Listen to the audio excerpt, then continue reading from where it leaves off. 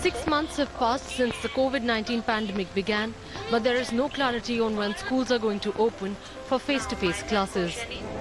With coronavirus cases in India continuing to surge, the government is reviewing its plan to reopen schools from September.